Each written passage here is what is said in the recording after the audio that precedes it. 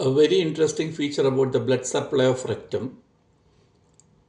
Let us track the abdominal aorta from above down. So this is your abdominal aorta and the right and left common iliac artery.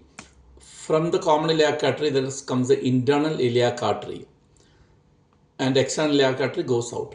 Now the blood supply of rectum is basically from one branch, that is superior branch, is directly from the abdominal aorta. You can see here this branch is called as the inferior mesenteric artery. So you can see the inferior mesenteric artery goes all the way down and enters at the superior aspect of the rectum. So it's called as the superior rectal artery. Now the next branch, so that supplies the upper part of the rectum. Next branch is the internal iliac artery. So internal iliac artery supplies the middle part of the rectum called as a middle rectal artery. So that is the middle rectal artery. Now the same internal iliac artery sends a branch called the internal pudendal artery for the structures in the perineum. So from this branch arises the inferior rectal artery. So that is the inferior rectal artery. That means the artery supply superiorly a direct branch from the abdominal aorta, that is the inferior mesenteric artery, middle a direct branch from the internal iliac artery, and inferior a branch from the internal pudendal artery. Now let us look at the venous drainage. So here the things change more interesting.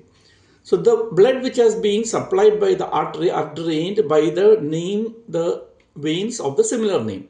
So let us check for the superior rectal vein. So here the superior rectal artery came from the abdominal aorta, while the superior rectal vein doesn't go to the inferior vena cava. Instead, it goes to the portal system of circulation via the inferior mesenteric vein. That means the superior rectal vein joins the inferior mesenteric vein, which will join the splenic vein and complete the and form the portal vein and enter the liver. That means the blood drain from the upper half of the rectum goes to the liver, not directly into the inferior vena cava. While the other two veins, that is the middle rectal and inferior rectal vein, goes to the the internal iliac vein and goes into the vena caval circulation. So here this part is there is an anastomose between the portal vein and the vena caval vein. So this part is called a portocaval anastomosis, a site of potential bleeding and perirectal bleeding in portal hypertension. Thank you.